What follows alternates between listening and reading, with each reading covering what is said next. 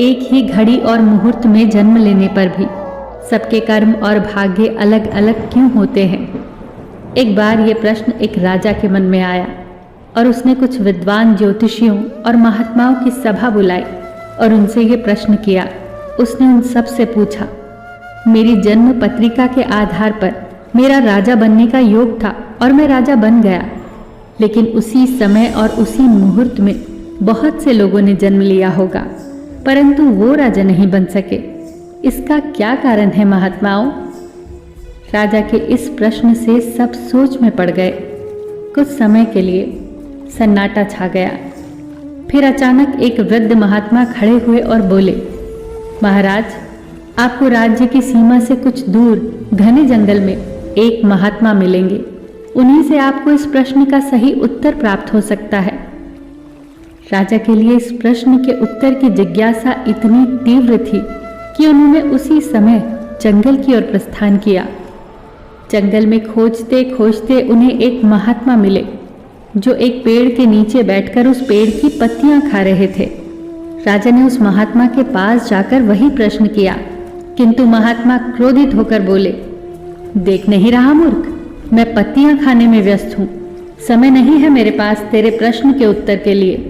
जा, इस पहाड़ी के बीच एक और महात्मा तुझे मिलेंगे, उन्हीं से पूछना इस प्रश्न का उत्तर। राजा की जिज्ञासा और बढ़ गई और वो पहाड़ी मार्ग को पार करता हुआ बड़ी कठिनाई के साथ परंतु बहुत उत्सुकता लिए उस दूसरे महात्मा के पास पहुंचा। राजा ने देखा कि वो महात्मा भी बड़ी ही तन्मयता के साथ मिट्टी खा रहे थे। राजा ने उस महात्मा के पास जाकर वही प्रश्न किया, परंतु वो भी क्रोधित होकर बोले, मैं भूख से बेहाल हूं। मैं पहले अपनी भूख शांत करूं या तेरे प्रश्न का उत्तर दूं?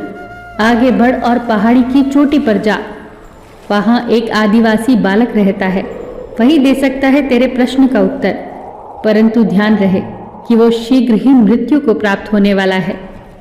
राजा की उत्सुकता अब बेचैनी में बदल गई। अब उसके लिए ये एक पहेली सा होता जा रहा था।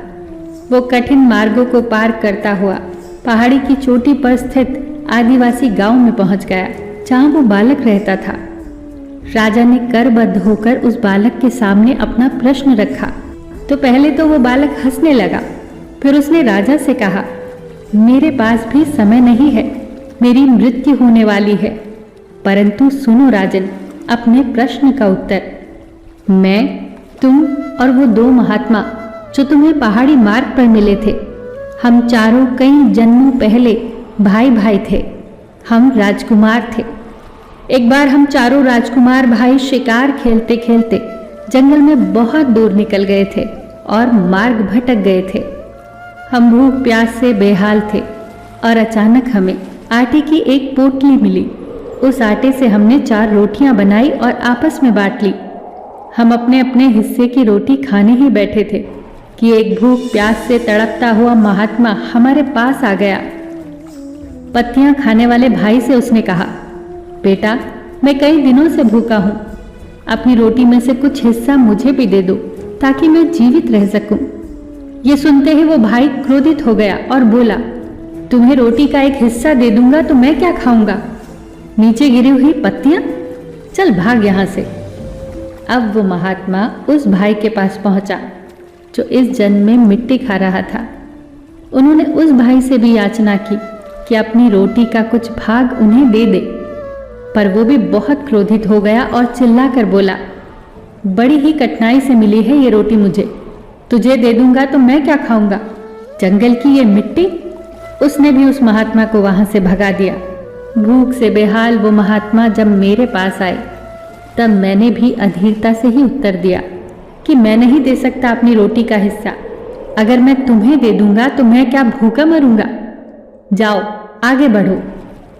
और अंतिम आशा लिए वो महात्मा आपके पास भी आए और आपने बड़े आदर और प्यार के साथ अपनी रोटी का आधा हिस्सा उन्हें दे दिया।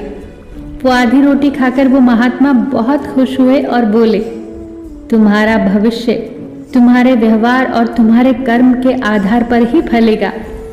और देखो राजन, वही हुआ।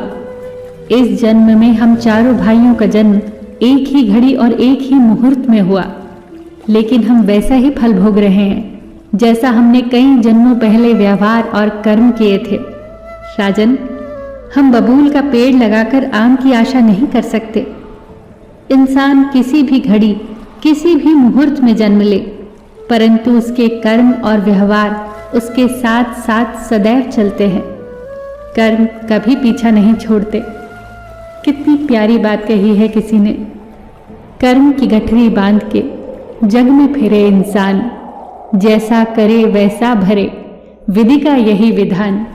कर्म करे किस्मत बने, जीवन का ये मर्म, प्राणी तेरे भाग्य में, तेरा अपना कर्म। फिर मिलेंगे दोस्तों अगली वीडियो में।